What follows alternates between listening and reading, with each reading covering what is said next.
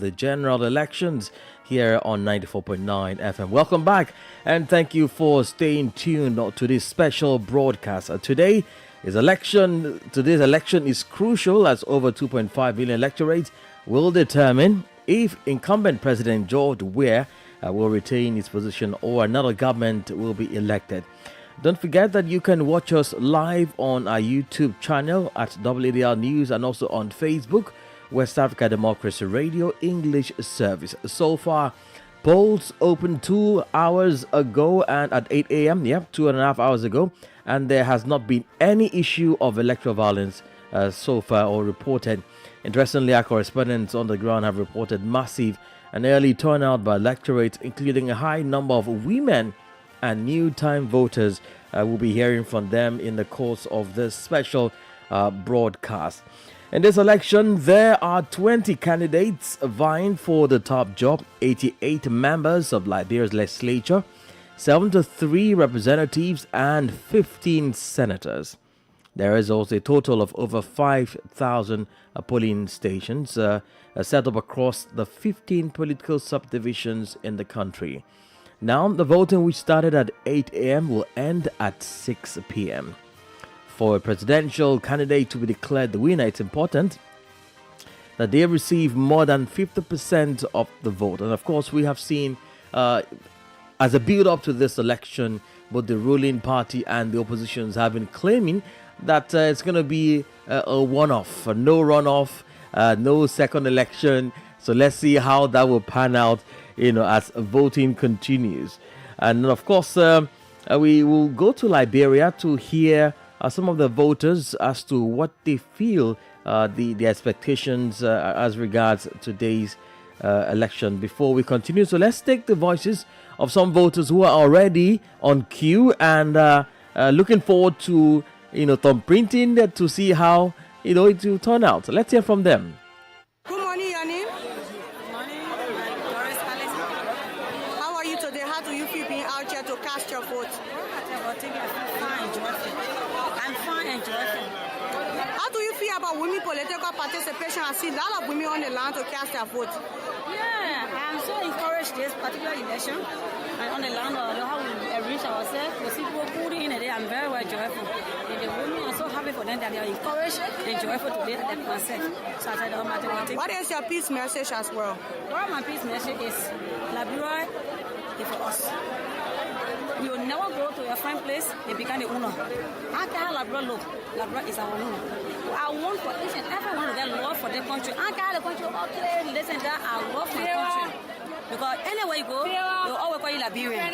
So we are Liberian. I want to be peaceful and hold together on our land. So our land will prosper in Jesus' name.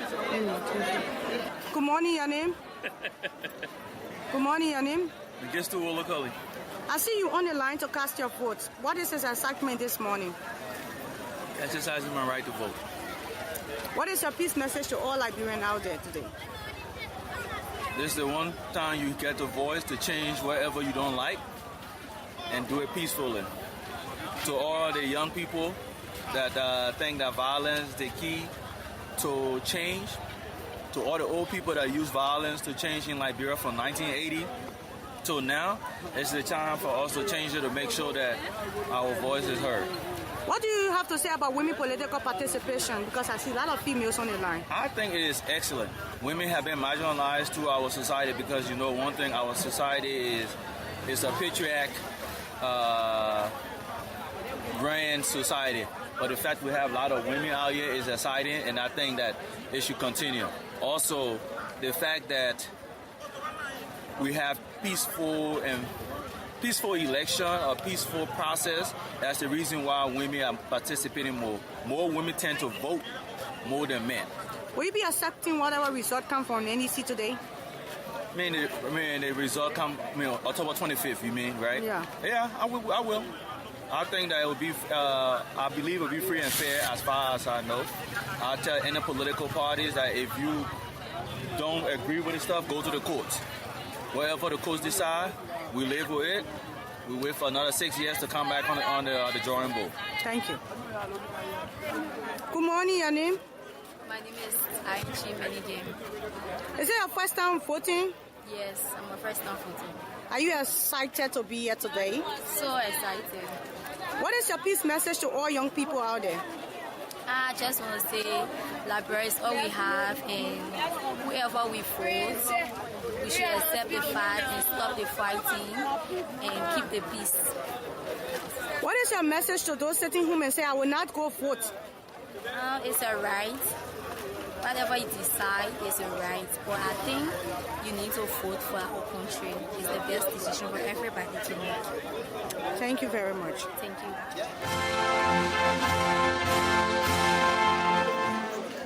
And so folks are reporting from Zozo this morning. As you can see, this is the general market in Zozo, Lofa County.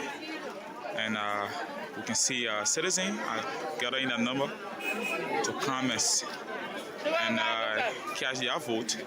As you can see, the voting already started, and then co-watchers from different political parties are all here. International observers are all here in that number, making sure that this election be free, fair, and transparent. And so you can see the electorates, they are all here in the queue. And this area comprises of 2 precincts, precinct 1, precinct 2.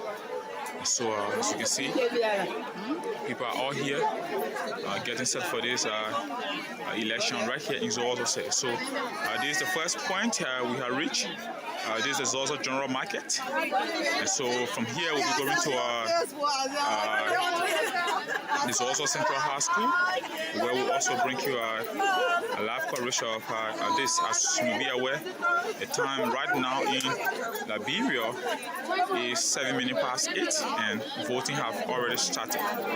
So as you can see, everything is intact, and citizens are here in a number just waiting to cast their vote and be able to go home.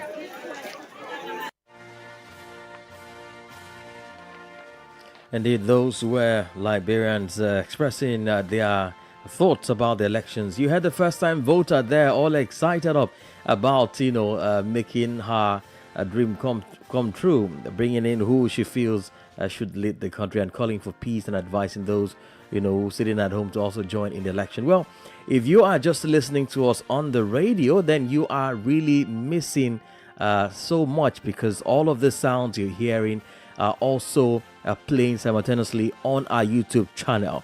So in other words, this is a cyber broadcast. Whatever you're hearing on radio, you can also watch, see, and listen on our YouTube channel at WADR News. Go there right now so that you don't miss any of those videos or live stream coming in from Liberia. Well, let's look at some of the contenders for this election. We do have Councillor Luther N. Yofi. Among the 20 presidential candidates in today's election is Councillor Luther N. Yofi of the Liberia Rebuilding Party. Rebuilders, that's what they call themselves. So Yofi is also the founder of the Rebuilders Parties, whose motto is rain or shine, rebuild Liberia. That is what they are telling every Liberian, whether rain or shine, let's rebuild Liberia. All right, just before we cross over to Monrovia, let's take another political presidential candidate here. We do have Reverend David Kiamo, the Democratic People's Party of Liberia, DPPL. So, counting down the list of presidential candidates of the October 10 elections in Liberia is the organizing chairman of the Democratic People's Party of Liberia, known as the DPPL, Reverend David Kiamo, who is also the chosen presidential candidate for his party. Now, for the DPPL, the party has not come to the mainstream of Liberian politics to target only the 2023 elections, but rather to build itself into a political institution that is about raising leadership to transform the country. Well, if you are not on YouTube, I enjoin you to go to our YouTube channel right now so you can see the faces of these candidates that we are talking about. Okay, so let's cross over now to Monrovia and take some views of Liberians as regards this election, those in the country's capital, Monrovia. My name is A. Mohammed Zura. Is this your first time voting? No, third time. What time did you arrive at the polling center this morning? I arrived here by 5 o'clock. Sharp 5 I was here. Fourth person in the line. Yeah. So how important is this elections to you? It's very important to me because this is my country. I want peace in my country. That's why I'm here. I came 5 o'clock to see good Liberia. Do you think the process will actually start on time? Yeah, I can see that the process will start by 8 o'clock because everybody is on time. When I arrive here 5 o'clock, merely welcome the network on here. They are already here. I think they slept yesterday because even I was talking to one guy. He said, all of us slept here. I said, wow, if I know I'll come to sleep here too. I think the process will start 8 o'clock. I believe so. Do you already know maybe how to get your name on the roster? Did you do counter check on the bulletin? Yeah, when we came first, when I arrived here by 5 o'clock, I merely welcome here. They start putting the paper. They say, like, on that one you see from P to Z, and I fall in a category. So my name is, yeah, I already form on it. That's why I'm here. That's why I'm sitting to wait for 8 o'clock so I can vote and go back home. Are you hopeful that your preferred candidates will be successful at the end of the day? Yeah, I believe so. I pray for that. So at the end of the process, what next? Are you going home, maybe listening to radio? What exactly are you going to do? From here, now, after voting, I'll go back to my house. And I'm ask all Liberians, after voting, you should go back to your house and listen to radio. Don't forget about violence. This is a country we have. Nowhere to go. We fought for over so many decades. We will not achieve anything. So I pray that all of will be peaceful after election. Anyone win, that is our president. What's your name, please? My name is John M. Baker. So I see you are the third person in the queue. What time did you arrive here? I came here about 5 o'clock this morning. 5 o'clock this morning. Have you been able to identify your name on the roster? Definitely, I have identified my name on the roster. I know this is not your first time voting, but no, third time. your third time. So many years I've been voting. So how important is this elections to you? The election is important because it will decide the fate of Liberia. Whatsoever we do here, it will reflect on us. If you choose the bad leader, it left for you. When you choose the good leader, you get a good result. So once you are successful, you cast your ballot, you'll be going home. What next? Are you going to listen Definitely, to radio? if I cast my ballot, I'm going home, take back, prepare. At the end of the process, then I listen to the radio. Are you also optimistic that at the end of the day, your preferred candidates going to be successful? But definitely in Jesus' name, it will happen. But I cannot desire. Only God will desire. But I have the faith. Faith is a substance of things that I'm hoping for, but I'm not seeing. So I have the faith. In Jesus' name, I know that my candidate will win. Yes. What message do you have for your fellow Liberians listening to you in terms of sustaining the peace of the country? My message is, many have been preaching on peace, and myself have been preaching on peace. Peace is most significant in our life. Even if you reach, if you got all the things to your need, if you don't have peace, it's zero. So I'm asking everyone to wait patiently, listen to the result. Even if you find victim, accept the result. Whosoever that will win will be your president. You have no power, you have no man. But those that will win, it will be your power and your man. All right, those were voices of some Liberian voters. They're speaking to our correspondent, Darlington Popper. Well, it shows you the how important and crucial this election is to all Liberians. You heard some of them coming out as early as 5 a.m. to check for their names on the voter rolls and just to also be part of this election. It's an exciting feeling, I tell you, across all Liberia from feedbacks which we have gotten. I mean, you can visit our social media platforms to see all of the videos that are coming in, all of the pictures that are coming in.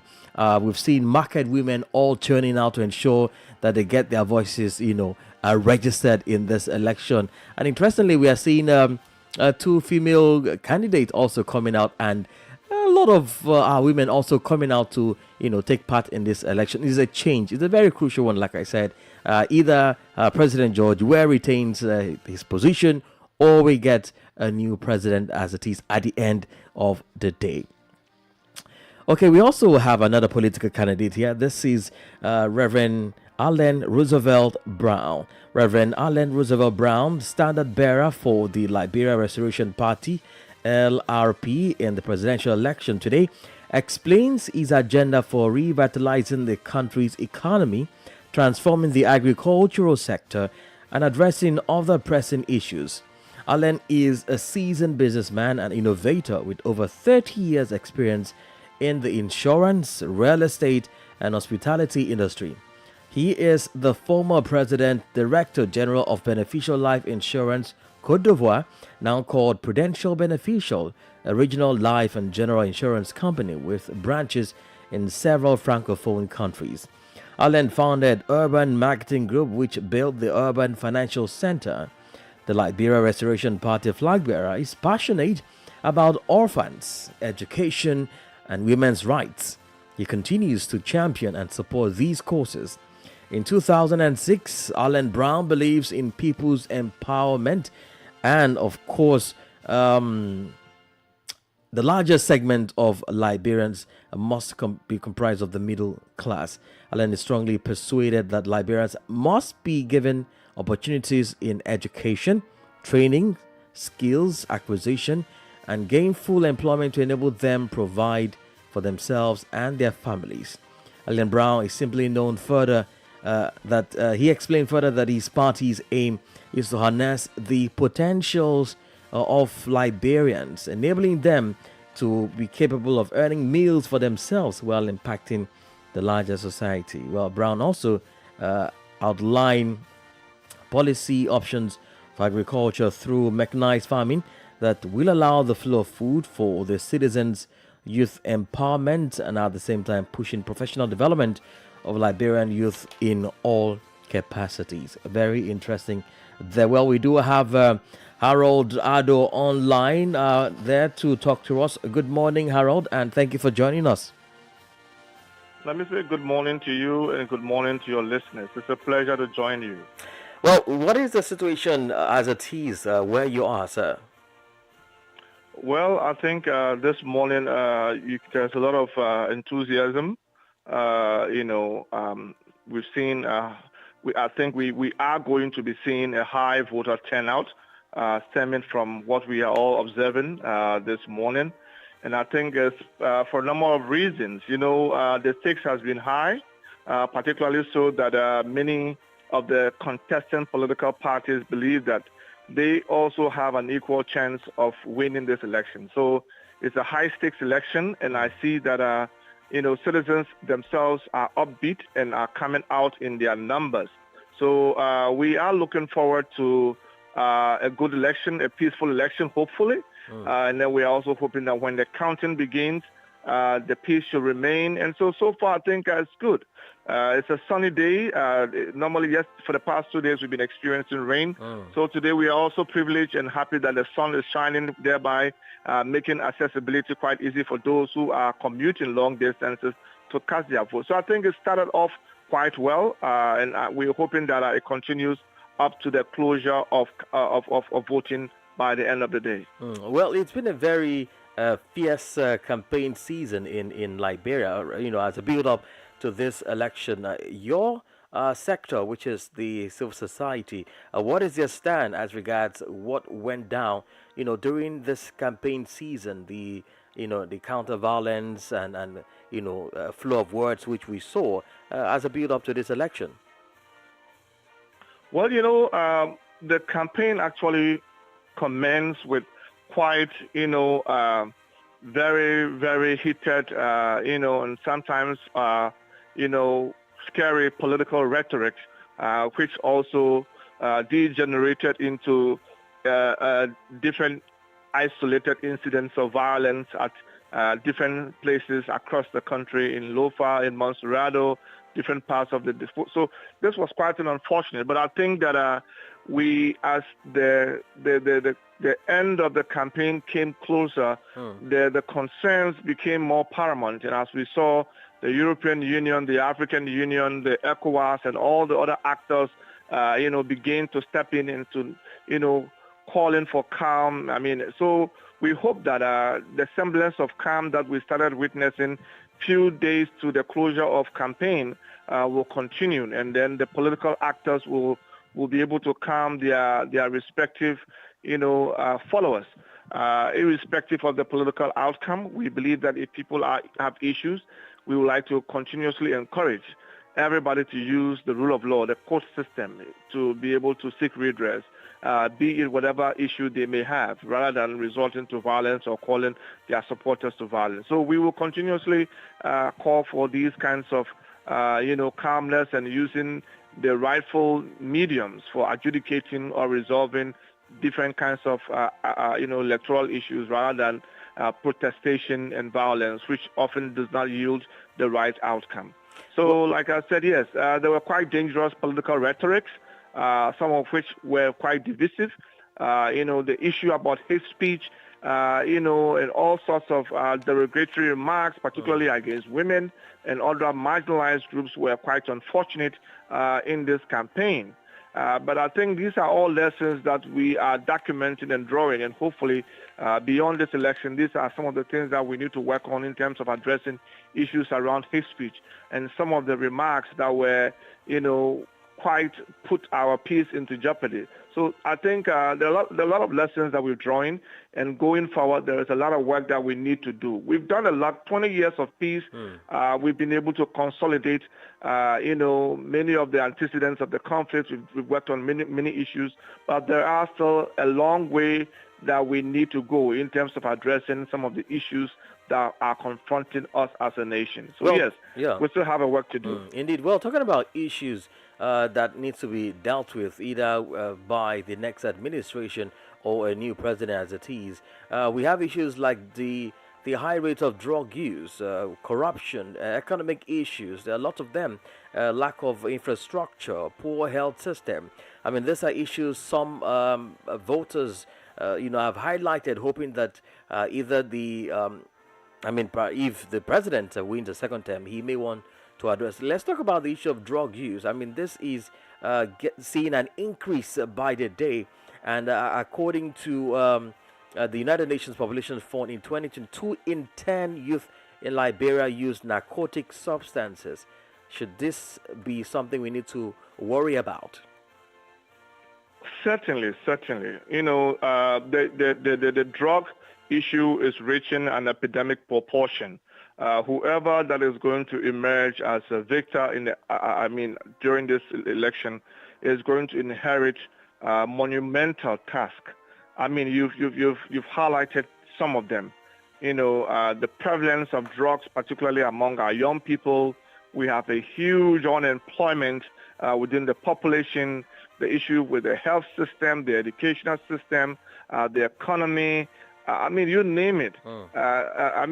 We have a herculeous task ahead of us, and definitely we hope that the next administration will prioritize, will make some of these issues one of its front burners, particularly the issue about drugs.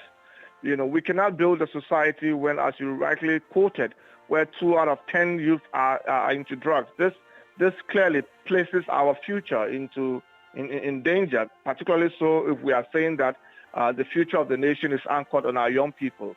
So definitely this is something that needs to be looked at. And I think that in the heat to the election, many of our citizenry are going to be making their decision on the basis of many of the issues that you have outlined. The youth, the drugs, the unemployment, the health issues, the economy, and so forth. So I think these different issues that you've clearly articulated is going to play a defining moment, in informing people's choices and decisions as they cast their ballot today. Well, just before I let you go, Mr. Ado, what is the civil society sector? How are they seeing President George Weah's first term in office? How can you compare that to the previous administration of Madam Sirleaf Johnson? Well, I think when you juxtapose the two administrations, it's like in a way trying to put square, pipes in round holes, or trying to compare oranges and apples, which are two completely different, things altogether.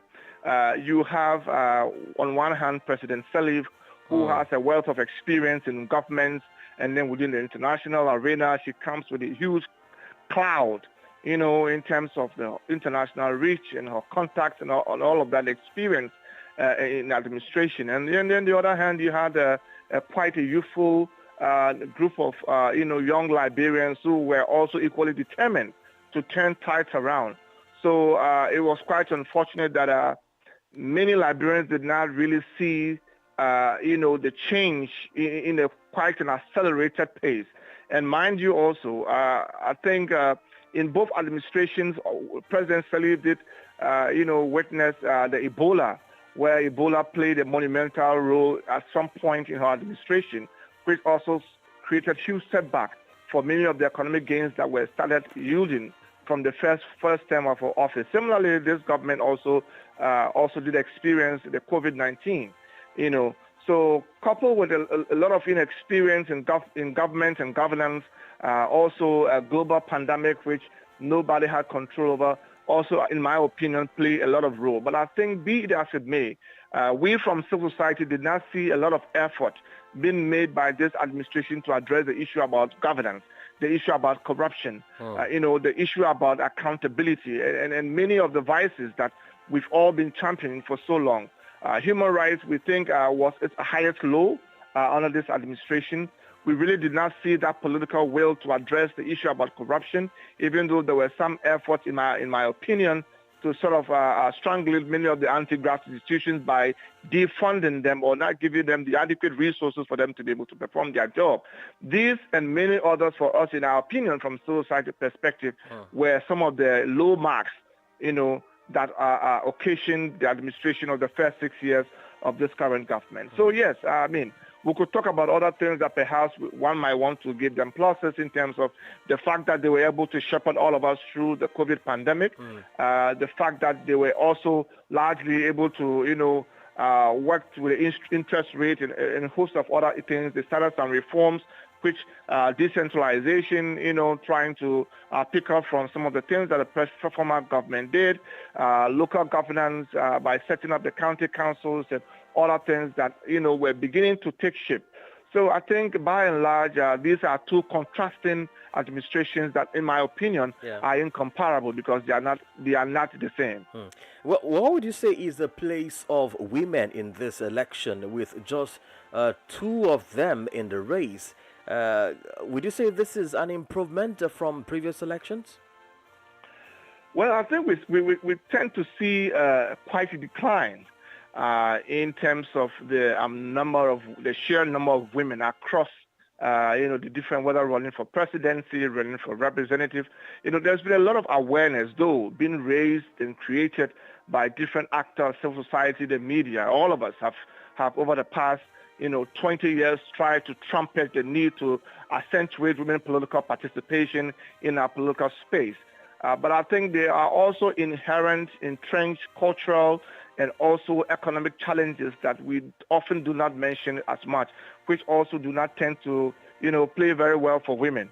But be it as it may, I think we've seen quite a number of enthusiastic women here and there running for elective seats, and we are hoping that if you look at the statistics in terms of our national census, which pitches women to have a greater share of the population compared to men, and even when you look at the sheer number of registered voters also, you have more women registering. Even in Montserrat, some of the key counties, major, decision-making counties, you have huge women, registering. If these women are going to let that count, in terms of voting for women, qualified women who are contesting either for senatorial seats, for example, in Montserrat County, and also representative seats, we think that is going to help to sort of elevate the percentage that we've had that, for example, hovering around some 11% and has been dwindling since 2005 when we had more women coming into elected office. So I think we still have a long way to go. There were attempts to reform our electoral law to sort of push for some affirmative actions or affirmative bills, which didn't go through. But I think this should not be an event. The quest to change these kinds of narratives in, opting and pushing for more women representation in governance, it should not be a one-day event. We should keep pushing, and I think that all the women champions, women he for she's, and all of us who believe that women can lead and women should be given the opportunity, should not give up, and we should continue to push and continue to advocate to a point where we're not just talking about, 30, 70 or 30%, but we should be opting for even 50% or even higher, and hoping that that will sort of, elevate more women into leadership roles, because we've seen all across the world that when women lead, a lot of good things happen because the lenses to which women bring to politics is a little bit different. So, for example, we do a lot of work around gender-responsive budgeting. If you look at the way we've done our development planning, we often leave out the gender dimension, which sometimes also leave huge, percentage of our population, behind the poverty lines. And normally when we are talking about development, we don't look at development from a gender lens. And I think the more women we have within governance, within elective offices, they are going to be looking at development from a more gender perspective, for a more, inclusive perspective that we've not been able to look at for well over many, many years now. So I think that, it's a fight, it's a journey that has begun, and I think we should not give up. Well, a lot of the opposition candidates have blamed President George Weah for failing to fight corruption. I mean, in the last 3 years, we have seen 3 of his close allies, including his chief of staff, Nathaniel McGill, who was sanctioned by the U.S. over what Washington said was their involvement in ongoing public corruption in Liberia. We've seen Cyrenius Cephas, the Liberia's chief prosecutor at the time, and Bill Twelway, who headed the country's National Port Authority. All of this, has been the yardsticks that the opposition have been using to say, look, President George Weah failed to fight corruption. Is this the true picture? Well, I think, it's that anybody making those kinds of assertion will be making that assertion not on the basis of some flimsy, but I think there are a little bit of empirical data to show that we've not seen a robust political will on the part of the presidency to sort of, hold corruption by the bull and fight corruption as it ought to, because, I mean, historically, corruption seems to be one of the most dangerous, fundamental canker that has the propensity to sort of, undermine everything that we do as a country. And I think most of the effort that we've seen has been cherry picking, and we've not seen that sort of coherent, robust action on the part of the presidency. We've had the LACC report that indicted several government officials, and we did not see these reports with the sort of presidential backing that it needed to be able to weed out all this corrupt practice. One of the key things in the fight against corruption is that when there is political will to address the issue about impunity, and when people feel that they can be shielded by the political might that be, you create room for it to thrive and for it to harness. And we've not seen that sort of political will.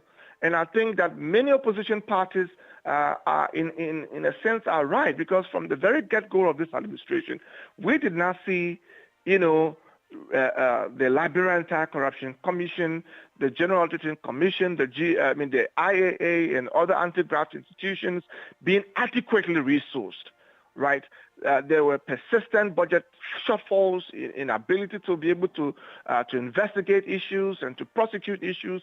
All of these were things that, in my opinion, undermine the fight against corruption. You cannot give people mandate when they don't have the resources to be able to achieve those mandates, right? So if we really, really mean well to fight corruption, then it means that we need to resource these institutions to be able to do their work. The government's inability to do that clearly shows that the government had quite insufficient political will to fight corruption and to hold corruption by the bull. And we saw a lot of cherry picking in the attempts to deal or to address corruption. Well, Liberia's Truth and Reconciliation Commission issued recommendations about, I think sometime 2009 thereabout, that included the establishment of a special court of war crimes. Well, we have not seen that happen, and this also, has been some part of the issues that people have been talking about as they build up to this election. They are saying that the government is failing to prosecute its war criminals, maybe because, they are alleging that many of those criminals, have seen become powerful politicians. But what about this special court? Do you see the next administration, the next government trying to put this together?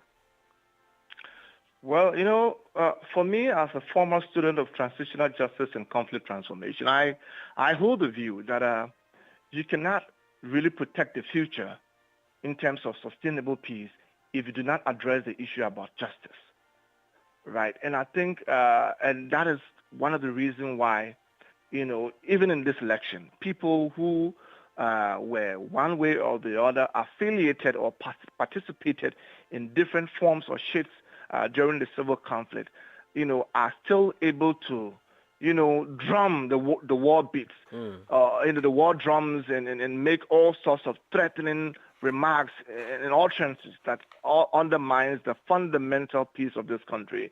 And I totally agree with these people that, look, and that is part of one of the minuses, one may say, that, if we are to showcase some of the areas that this administration did not do well, it's its effort to be able to, accelerate efforts, towards the establishment of a special court, war and economic crimes court, that will bring finality, to many of these issues, including prosecuting people who were allegedly, engaged and involved in all sorts of crimes and atrocities in relation to the protracted civil war that we have. And until we could do that, we can never bring a finality to the many years of conflict. We need to bring the finality at some point. And for that to happen, we need to have a war and economic crime court. Hello, Dado. Thank you so much for your time and for talking to us. Thank you so much for having me. Well, that was Hallowed Ado, civil society actor monitoring campaign financing there in Liberia. Well, we cross over to Monrovia, where Grace Williams Joshua is on standby. Good morning, Grace. Good morning. How are you? Good morning to everyone following. I am very well. And it's a pleasure to be on this line. Yes. What is the situation there where you are in Monrovia? From where I'm posted at the Kennedy High School in Central Monrovia, where the President George Weah just started his vote and left, the situation is good. Everyone is on the line preparing to go and cast their vote as well.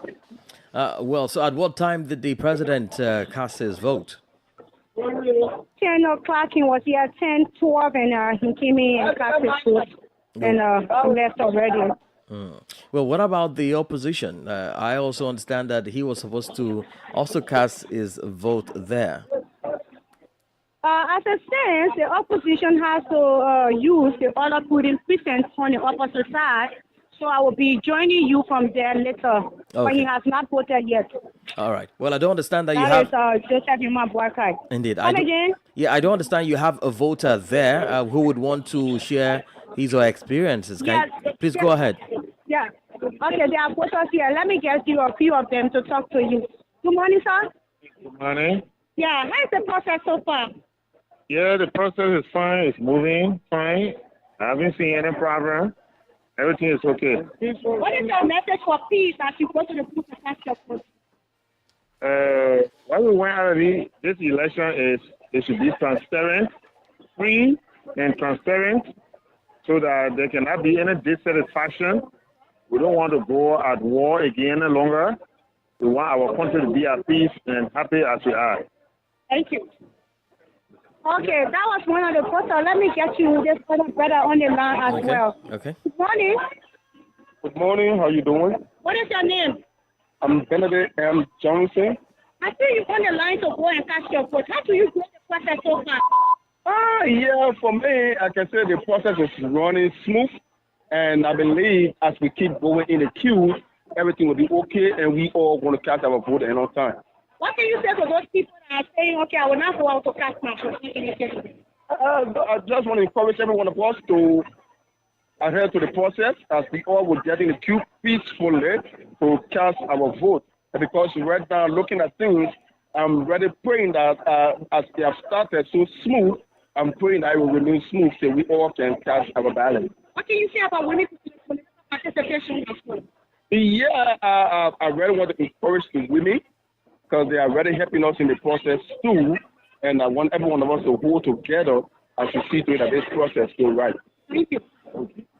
Okay, so Indeed. I think, I want to get you a female that you can talk to as well to balance on my end. Oh, great. Well, I would also like to find out what they would want the next administration to change. Okay, let me get two females and we can talk about that. Good morning, your name? Your name? Catherine. Catherine, I see you are out here to cast your vote. What's the process so far? Come again? How is the process, the whole voting process this morning? Yeah, I believe that it's very open. So you have to vote. What do you want the next administration is going to elect to do? Administration to do for you? We just need a peaceful country and then a peaceful leader to take us to our nation. Thank you. So your name as well? Alice. Yeah. Alice, you are here to cast your vote. How do you see the whole process when it comes to winning political participation? Yeah, well, thank you before being for why we getting that chaos, the system. We just pray the war for a peaceful one as we go to cast our vote. It should be also peaceful and for our carry us to give the right person that will lead us for the next 6 years. What is your expectation for the next person? What do you want the next administration to do for you? I just need peace because we got our little children going to school, our brothers and sisters going to school. If anything like war come back, we'll be like going back to those days. So I would just pray to God that it will be peaceful war and so on. Thank you. Until you get things for yourself, what they are saying, your expectation. Well, Grace, what is the coordination like in terms of the arrangement? Is it rowdy? Are people being able to vote quickly? Are there delays at the polling box? So what is? Can you just give us a description of that? Do people just go in and within a minute they vote and they are out? Yeah, what I'm seeing here, the place is choked. Very, very choked. There are a lot of people from all of District 6 that registered in this place that came to cast a vote. And the process is kind of slow from what I noticed, because since I got here this morning, the process, they've been dealing with pregnant women, the baby mothers, and the older people so far. But the line is not moving as expected. But they are putting mechanism in place to upgrade the process as the president has left. So far, that's what I noticed from where I am. Grace, what will happen if this if voting exceeds if the time of the voting closes with people still on the line? What will happen in this case? Normally, the time is sometimes extended to 9, 10, and people will still be casting a vote. The electricity will be provided, and people will have to go in and cast their votes. But from where I stand, the turnout is okay. The people are here in their numbers. And we are hoping the National Election Commission will put mechanism in place that these people will be able to cast their votes. Indeed, Grace, thank you so much for the update there. We hope to speak with you when you are at the opposition camp when he will be voting. So we can also, perhaps, if we can, speak with him live here on radio. Thank you, Grace, for your time. Thank you. Thank you for the time. Thank you. All right. That was Grace Williams Joshua there in Monrovia giving us live updates, live feeds. I mean, you heard the people. They don't want war. Everybody wants peace, especially the women folks who know that they will be the most affected if this happens. People are just excited about the elections and the fact that it gives them, another opportunity to correct the wrongs. For many, correct the wrongs and set, the path right. And for new voters, it's also, an overwhelming experience knowing that you can actually, exercise your franchise. You can actually see your decision being counted. It's really exciting there. Well, let's also look at some of the more contenders in election. Don't forget there are 20 people running for the top seat in this election. 20 of them. 2 are female. And we'll be bringing you, their profiles in the course of this broadcast. So let's go with this one. This is Robert Franz Morris. Robert Franz Morris. Yes, he is an independent candidate. Franz Morris is optimistic of becoming Liberia's next president, stating his vision to provide world-class education for all, well-organized and maintained infrastructure, reliable and affordable health care, high-yield agricultural production, and good governance. Born and raised in Magabe County, Robert Morris is a chief executive officer of Phoenix Services, a construction, contracting, home building, and real estate development firm located in Liberia. Morris served as Deputy Managing Director for Administration of the Liberia Airport Authority and earlier as the Operations Supervisor for U.S. Airways and Piedmont Airlines at Reagan National Airport in Washington, D.C. While working on his college degree at the University of Maryland, Morris founded the Uplift Foundation to aid refugees displaced by Liberia's civil wars and participated in the peace talks in Accra, Ghana that brought an end to the civil war in 2003. He enlisted the help of the United Nations, raised funds in the United States to aid the effort, and partnered with the Women of Liberia Peace Network. Thanks to his effort, refugees have provided food, shelter, and schooling for their children. He was long active in charitable causes. Morris is a volunteer teacher, a mentor, and served as a counselor for impoverished children. He and his wife, Dr. Lauren Morris, are the parents of two sons. The independent presidential candidate in the October 10, 2023 election also cited improving every sector of the country, including the revamping of the education and health sectors as some of the practical steps leaders must take, and also noted the improvement of the livelihoods of the people, creating jobs and empowering the youth, women and children. According to Mr. Morris, one of the major problems facing the country is acute poverty, despite infrastructure developments and human resources potential. All right, that was one of the candidates in this election, an independent candidate at that, Robert Franz Morris. Okay, now a businessman turned politician and now a presidential candidate is Sheikh Al-Mustafa Kouyaté. Sheikh Al-Mustafa Kouyaté is the political leader of the Liberia First movement, known as LFM. Now, Al-Mustafa Kouyaté, as a standard bearer, has vowed to transform Liberia when elected during today's election. Now, the outspoken Liberian politician declared his intention to run for president in March 2023 in Monrovia. Now 49, the political leader of the Liberia First movement is committed to the principles of democracy, justice, and the well-being of all Liberians.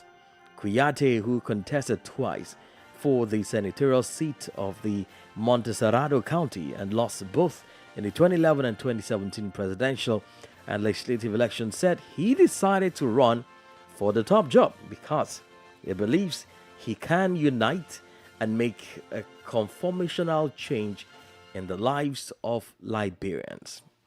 So that was one of the candidates there, Liberia's first movement candidate, Sheikh Al-Mustafa Kouyaté. All right, elections in Liberia is something that affects every member of ECOWAS. Whatever happens, whatever will be the turnout of this election, of today's election, will ultimately affect every other member state of ECOWAS. And so Gambians have been speaking about this election and what they are expecting and their words of their advice, their support to Liberians. Take a listen. My advice to every Liberian citizen is that let them go out in numbers and cast their votes, because elections are very important. They need to go out and exercise their constitutional rights, which is to vote. Therefore, and by doing this, they should also maintain peace and stability, because the country belongs to every Liberian citizen. Elections will come and go, but the country will remain there. So it's important that they maintain peace and stability while exercising their constitutional rights. Thank you very much, and I wish them all a successful election. As a Gambian who've witnessed the 2022 presidential election here in Banjul successfully, what I would advise to my other brothers from Liberia is, to follow the principles and the rule of democracy and free and fair elections. Let them remember that they have a country to build, not only the presidential election, but there are things that lie ahead of, or after the presidential election. So these are the things that I think, when put into consideration, we in Africa, in West Africa, we will have peaceful elections. It's just a day, and it's just to choose who we think would best govern us for the next period or for the next years. So in doing so, countryhood or nationhood should come first. When that is done, we will have a peaceful and successful election in all African countries. Thank you. Thank you very much for this interesting question. When it comes to election, especially in Africa and the western part of Africa, it's never a child play thing. But I can tell you that peace is the strongest tool for development for any country. I'll start with that. Peace is the strongest tool for any country's development. And that is simply telling you that peaceful countries develop the most, because when there is peace in a place, all heads come together to make sure that they produce something. Like you said, I witnessed the Gambia's election in 2021, which was very peaceful. And when there is peace, there is nothing that can't be achieved. So I will not say much, but I can just say, let Liberians know that they are going into something that is very interesting. They are going into something that is going to shape the next generation in their country. So let them make sure that peace is maintained. Let them go out in their numbers and choose their next president in a peaceful way, because there is nothing more than peace. There is nothing that can exit peace. So I know it's tough. Everyone wants to see their candidate win, but at the end there will be only one winner. And even if there is no winner, or even if there is problems, which we are not praying for, let them make sure that they maintain peace and follow the due process. As a country that experience, not just democratically, but at least change of government peacefully. To my fellow Liberian brothers and sisters, we all know African politics is always usually married with tense and sometimes violence. But here is the thing: politics come and go, elections come and go, but Liberia will stay, and Liberia will stay for every Liberian. So I will urge each and every Liberian to put their differences aside and know that despite all the big noise, all the shouts, there's only one voice you have, which is your vote. Come day of the election, go and cast out your vote peacefully, go back home and wait for the results. If the results are announced and you think they are not in favor of your candidate, and then you kind of like detect or anything that is abnormal, please, there are courts that are set aside to make sure they look into such things, not to come with violence, because violence never favor anybody, not the perpetrator, not the person it is meted on. Violence is a loose for everybody involved in violence. And remember, there are women and children that usually suffers a lot when things happen or when instability happen. So I will urge each and every Liberian to vote for your candidate, support your candidate, but respect your other opponent and respect your other brother that supports another candidate different from you.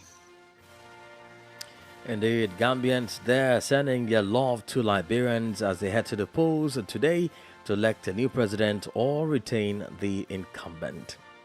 All right, we do have Peter Coley online from in Lofa County. Hello, Peter. Hello, Peter. Hello. Yes. What's going on there in Lofa County? Well, we bless God. Today happens to be the official day for the election in Liberia, and from Lofa County, we observed that firstly we went to there's also Central High School because that is a polling place. We went there, and there was a huge number of turn-up who came to who went there to cast their vote, and we saw the older folks, the younger one, the first-time voter, they were all there. And what I admire was that those people who were pregnant, those baby man, those big belly, they were given the freedom to be able to cast their vote first and try to go home. From there, we went to Sukramu. We also saw a huge number of turn-up because Sukramu happens to be a town in Salai Administrative District. So we went there. We were able to take a look around, and we saw that everything was in place. Securities are in tight, no election violence, and it was peaceful as citizens are casting their vote there. From there, we went to Kwaye. Kwaye happens to be also a town in Salai Administrative District. We went there, and also, but for Kwaye, the turn-up in Kwaye currently is poor because more people haven't turned up yet at the polling center. So we went there, we saw that the turnout was poor. The people there couldn't even reach 150. So that happened to be something that people have to work on. People have to go and see how best to cast their vote in Paris because the turnout there is full. But for Zozo and Sukramu, when there's a huge number of turnout there. What do you think could inform the low turnout in Pai, like you mentioned? Come again?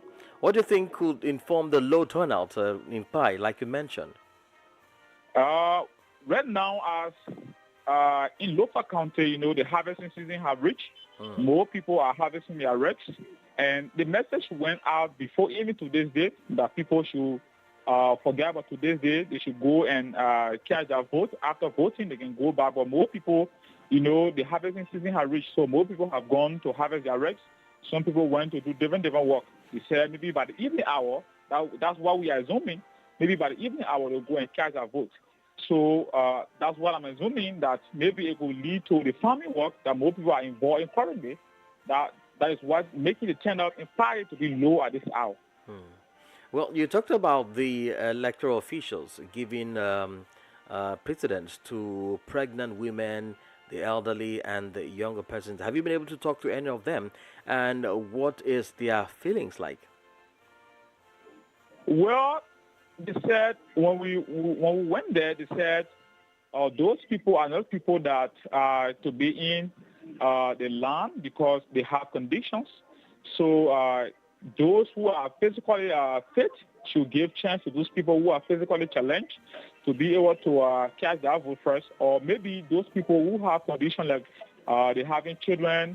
But when we went to the other center, they said for the baby mothers, those who have children less than 5 months, they'll be able to give them the time to be able to cast their vote.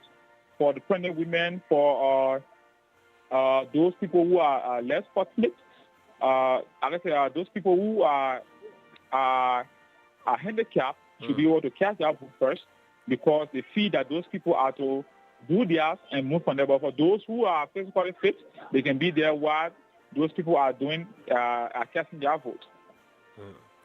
Well, you talked about some of the electorate, some of the voters still at their farms.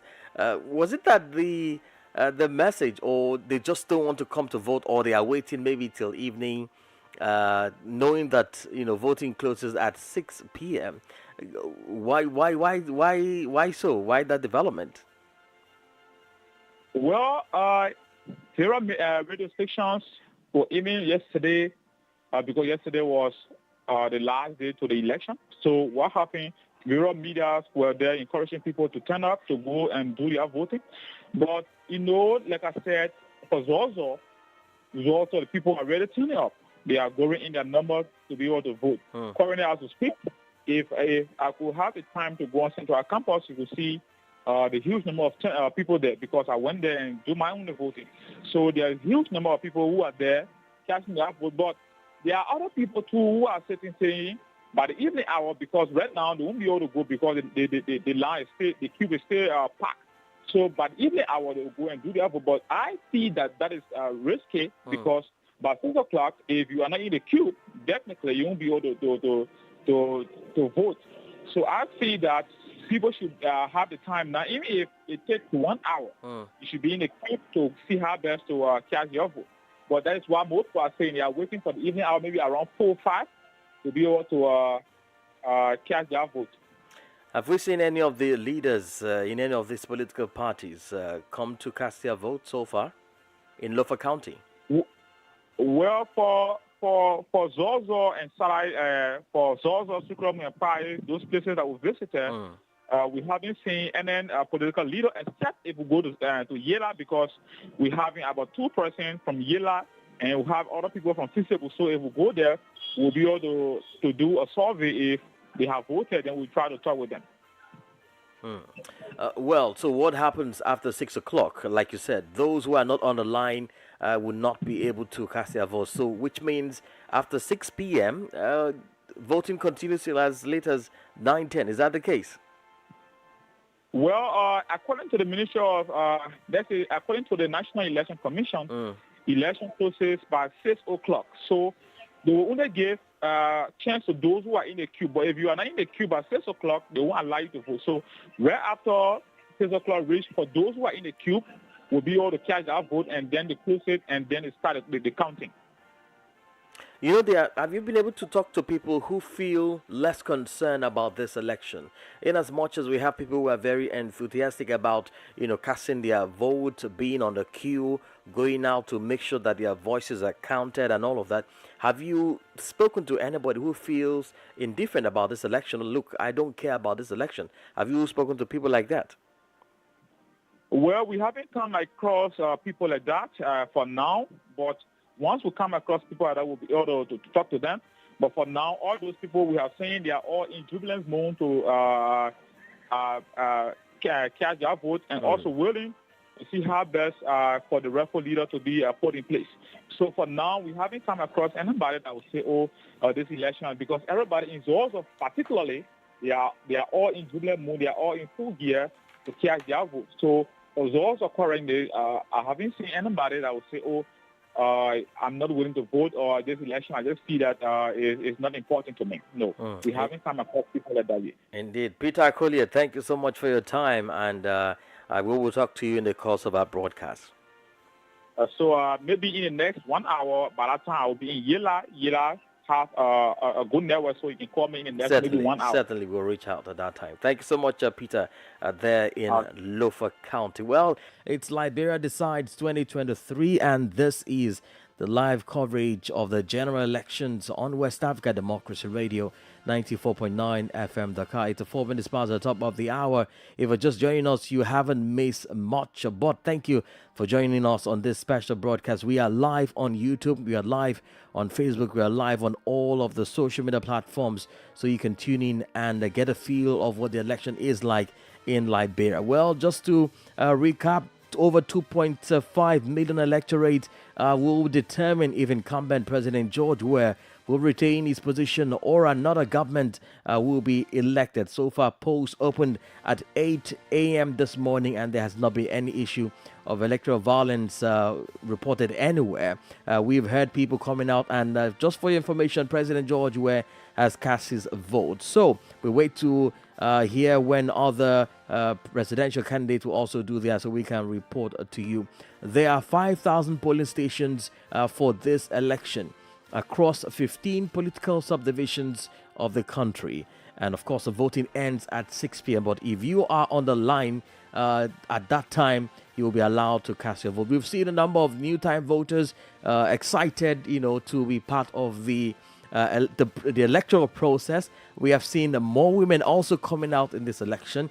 And then, of course, there's also been the case of some people still going to the farms today to harvest their crops, while the election is on, hoping that maybe they will be able to be part of the process before the closing hour. Well, 20 candidates, like I mentioned. There are 88 members for the legislature, 73 representatives, and 15 senators. Well, let's take another profile of an independent candidate. This is Bendu A. Kroma. Bendu A. Kroma, now optimistic about repeating the record of ruling Liberia as a female president, is Bendu A. Kroma. Bendu A. Kroma is the second female candidate in this election. Kroma's declaration followed an upsurge of calls for women participation in politics and leadership at all strata of governance, especially at the highest level. Born in Banga City, Bong County, Kroma grew up in and attended schools including the Cotton University and the University of Liberia, from where she graduated with a bachelor's degree in economics as a major and mathematics as minor. She also obtained a master's degree in business administration from the United States of America and began her work career in the United States as a civil servant in the government of the state of California. Describing herself as resourceful and results-oriented person, Kroma said she has always had the inspiration to serve her country and people as a way of giving back to the society. Kroma said she represented Liberia, an organization made up of thousands of Liberians in the USA, served as an executive director of the University of Liberia Alumni Association, ULA Worldwide, which according to her put her in the position to be known by so many people.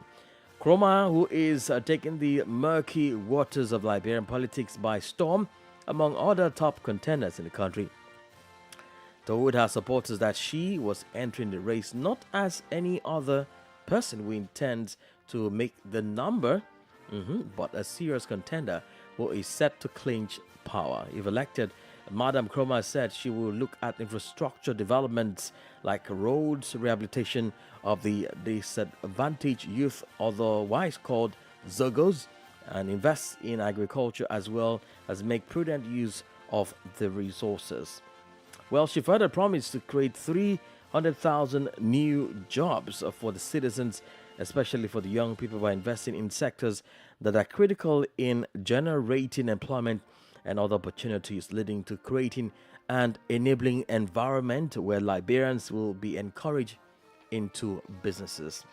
All right, well, let's switch gear now as we join Mr. Joseph Malcolm to talk to us about this election and how it is going and some of the issues that people will be voting. Well, Mr. Joseph is with the CMS Media and Peace Building. Mr. Joseph, thank you so much for your time and for joining us. Well, thank you very much. It's a pleasure. I'm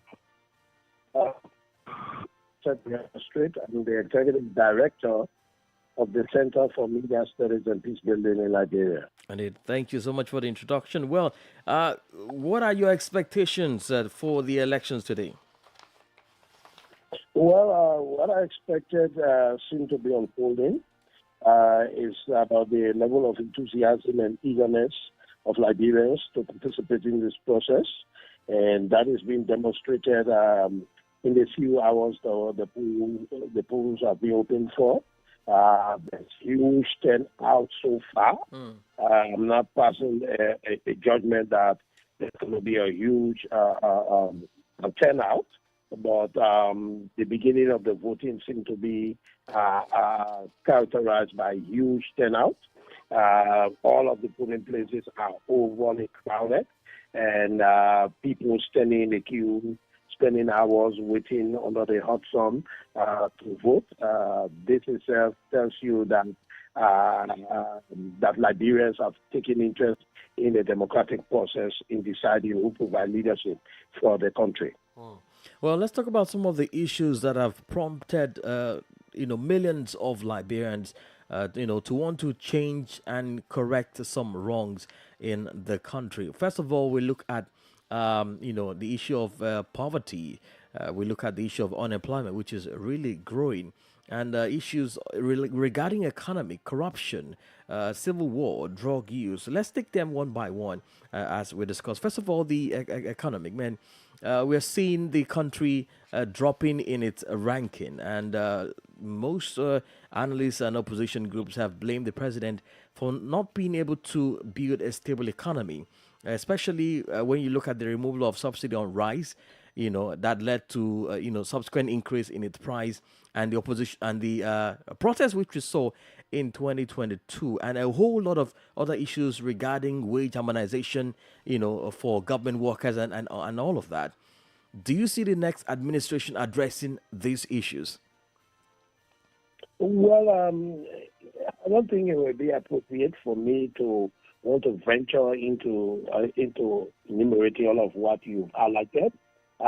It appears to me like you are following the development in this country, but especially on this day.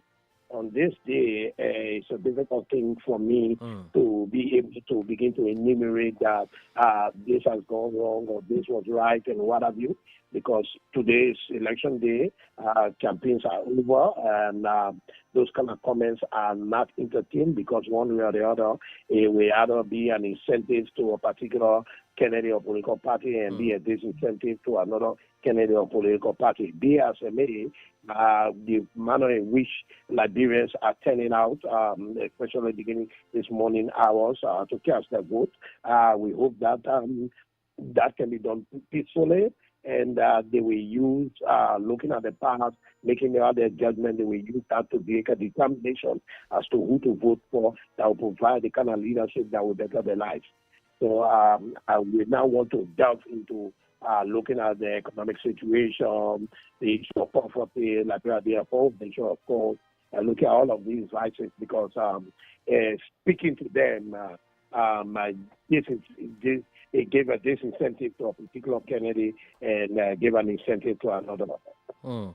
Well, talking about peace, which is your forte now, we saw a very fierce campaign season, and most of what happened in Liberia were contrary to part of the agreement, which all political parties signed to ensure, a peaceful campaign season and, a peaceful election, and even after the elections. Do you think this has been adhered to?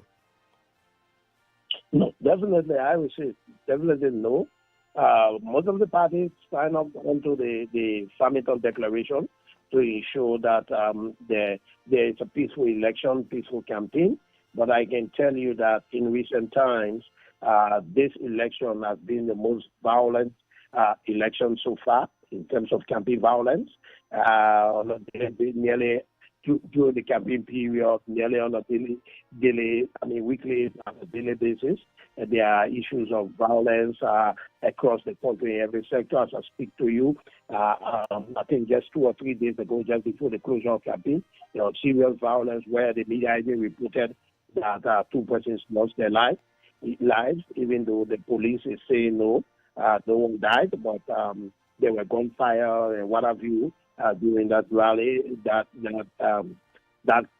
campaign violence between the ruling CDC and one of the opposition parties by the name of ARC, the All Liberian, All Liberian People's Party or Coalition Party, something like that. So basically, there were a lot of issues across the country in terms of violence, campaign violence, which is unprecedented in our country. For us, maybe we would attribute that to the over seriousness of partisans or the eagerness of people.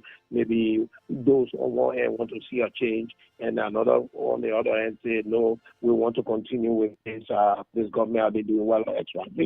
So the thing is that all of the parties signed on to the Farmington Declaration to ensure that we have a peaceful election, but the adherents of that declaration have been on the government side. They have not been respecting it.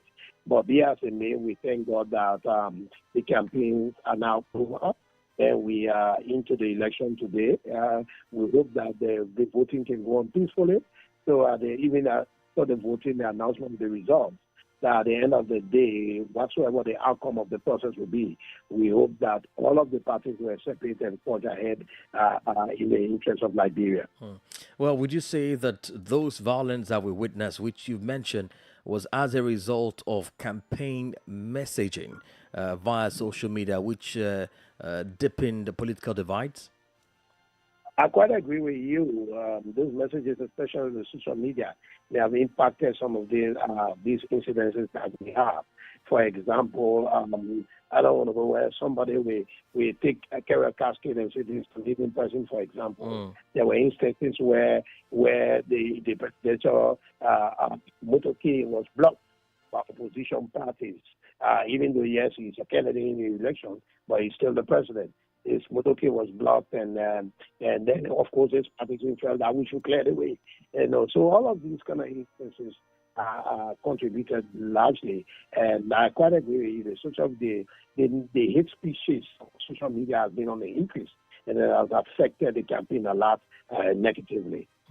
Well, as it is now, it's still very tense because let's say we are halfway into the election, but this is the first time Liberia is running an election without the support of, UN or ECOWAS security forces, since the civil war ended in 2003.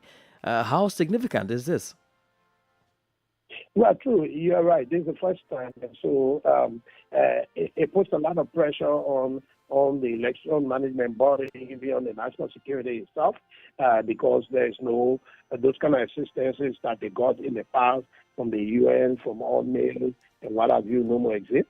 But we as a may, the Joint Election Security Task Force have deployed. But unfortunately, I want to speak to that because I'm a part of, my organization is a part of the largest domestic election observation network in Liberia called the Elections Coordinating Committee, and we deploy over 1,500 observers across the country. And by 2 o'clock, we will be coming up with our May statements on findings so far, what we've observed so far on the election. So I may now want to speak to that, because the issue of security is it's a key issue that we've observed this morning. And generally, there have been overcrowdedness and there have been lack of control in terms of organization of the queues and what have you. But we will speak to that as the Elections Coordinating Committee at 2 p.m. So I may not want to delve into it at this point in time. Indeed, well, I quite understand that. But just to take you up on the preparation of the National Electoral Commission, from your assessment before the commencement of the elections today, do you think they are sufficiently prepared, to handle the number of voters in this election? Well, there are challenges. They claim that they are prepared and they are confident that they can handle this election. But there have been challenges along the way.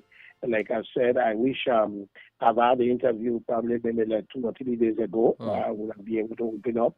But the time is not right now because we have to be careful with the kind of statements we put up right now, especially as people casting their votes. They may have the tendency to make political actors go amok or what have you. But like I said, they claim, the Election Commission itself claimed that they are capable to manage the process. And we are trusting and hoping that they can effectively manage the process. Even though there are doubts prior to this, there are doubts on the capacity of the Election Commission itself to be able to manage the process. Even the credibility of the commissioners are being at stake by most Liberians. But BRCMA, that's what we have. And they are so far trying to carry out the process, and we look forward to ensuring that they conduct the process in the most transparent manner, so at the end of the day, the outcome can be acceptable to all, and then we can forge ahead as Liberians. Indeed. Just before I let you go, sir, your organization, the Center for Media Studies and Peace Building, interacts more with Liberians. What are some of those things that you've heard, some of those reports you've heard from, the citizens, how they feel and what they want to see Liberia in the coming years? Like CMS as an organization, even in the election, we've done a couple of media training conferences, the training election, we put in training for journalists. We also conducted debates across the country for legislative debates, and we were part of a consortium that organized the 2 presidential debates. And one thing that seems to be coming up is that most of the people, the candidates, are not interested in the debate on grounds that they felt that in 2017 there were candidates that participated, that boycotted debates and they won the election. So for them, debate was not important for them. That was a challenge that we had as an organization. As a matter of fact, the two presidential debates that were conducted, those who they perceive as a forerunner did not participate in those debates. And the two debates they didn't participate. But like I said, generally there have been the issue of lack of trust from a lot of people on the independence and credibility of the election commission. But BRCMA, so far they've been trying their best, and then, like I said, we just hope and pray that the process is conducted transparently, and then at the end of the day, the best candidate wins. Indeed. Mr. Malcolm Joseph, Executive Director at Center for Media Studies and Peace Building, Liberia. Thank you so much for talking to us, and we will have you again in the afternoon, to assess how far the election has gone. Sure. Thank you very much. Thank you so much. All right. Let's continue with our profiling. Well, the next profile here is Clarence K. Moniba. He is with the Liberian National Union Party, LINU. Now, Liberia's 2023 presidential election also has a former actor and author as the youngest politician to join the race for the top job. Yes, so he's the youngest. Born on March 15, 1979, Clarence K. Moniba is vying for the presidency under the Liberian National Union Party, LINU. The young politician served the country as the youngest minister of state without portfolio, announcing his candidacy on January 19, 2023. Familiar with Liberia's history, now 44 years old, Clarence is the son of Liberia's former Vice President, Dr. Harry F. Moniba, who served in that capacity from 1984 to 1990. Talking about career and educational journey of the aspiring president, he was a professional American football player in the Arena League and the author of the official guidebook to a college football scholarship. Moniba, aside playing football, performed in Hollywood movies such as Radio 2003, Invincible, and We Are Marshall. Clarence Moniba worked with the African Development Bank's high-level panel on post-conflict and fragile states, as well as the United Nations post-2015 development agenda. He served as the chairman of the board of the Liberia Electricity Corporation. He was a principal advisor and project manager to the president of Liberia and a leading figure on infrastructure development in Liberia from 2014 to 2018. Moniba at various times headed the Diaspora Engagement Unit, the Philanthropy Secretariat, and the President's Delivery Unit, which oversaw implementation of priority projects. The former minister earned his PhD from New Mexico State University, where he graduated with a degree in rhetoric and professional communications and earned his master's degree in international relations. He also holds a master's degree in public administration from the John F. Kennedy School of Government at Harvard University. The Liberian National Union Candidates Platform, New Liberia, prioritizes self-sufficiency in rice production and aims to provide 2 years of technical and vocational training in high school during students' junior and senior years to empower the country's youth, who make up over 70% of the population. He vowed to fight corruption by mandating asset declarations for all government officials and imposing mandatory jail time and restitution for those found guilty of corrupt practices. There you have it. The youngest presidential candidate in this race, Liberia National Union Party's Clarence K. Moniba. Well, Nigerians have been also talking about the elections, and they have sent their love and regard to all Liberians and advising them to take lessons from the just concluded elections in Nigeria and that of Sierra Leone. Let's take a listen.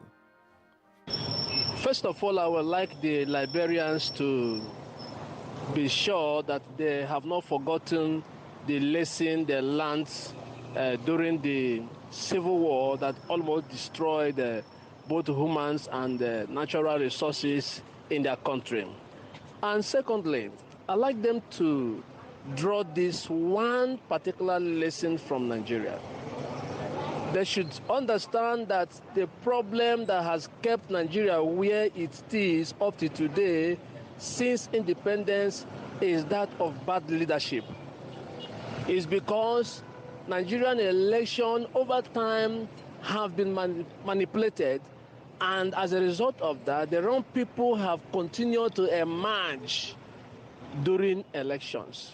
And that is one factor that has not helped the Nigerian people and Africa at large.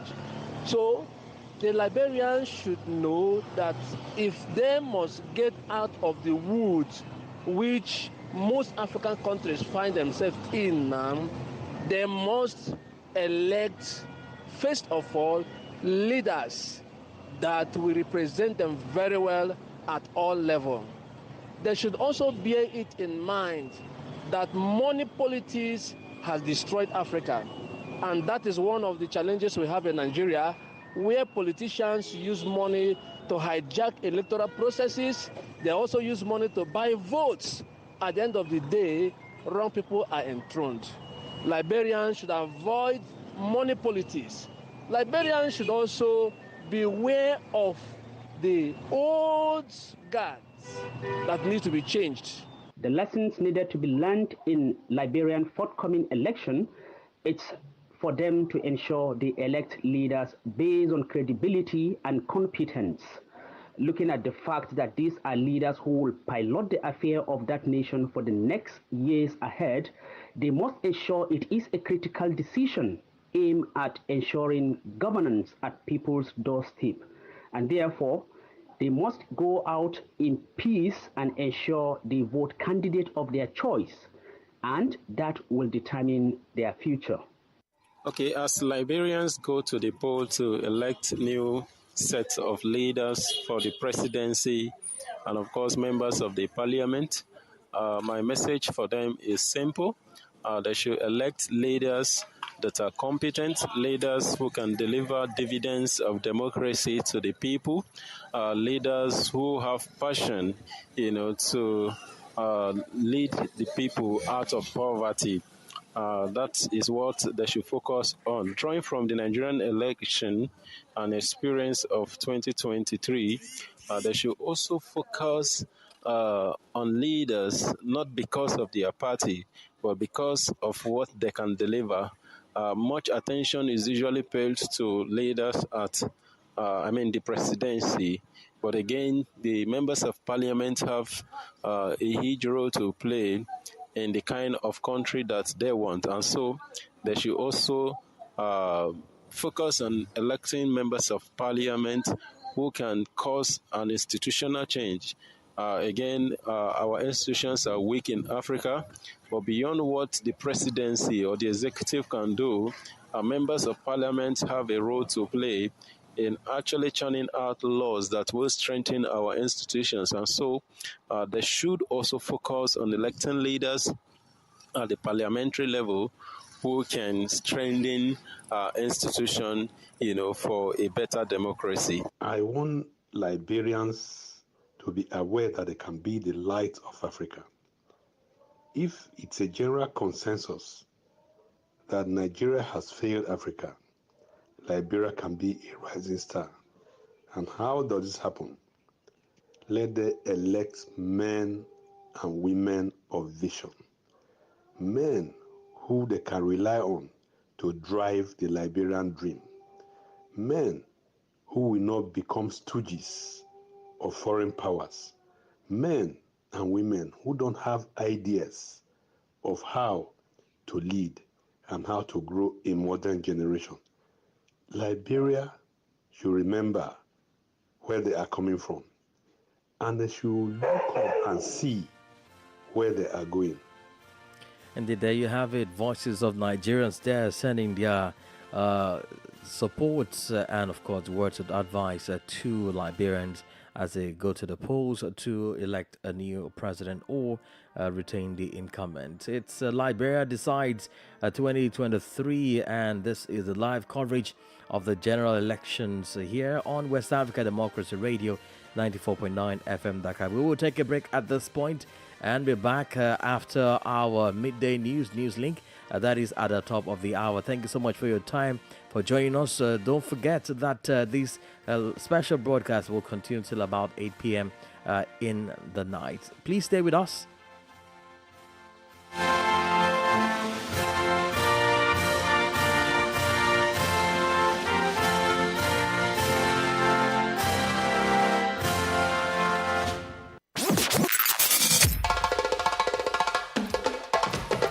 Promoting the culture of West Africa to the world. To the world. West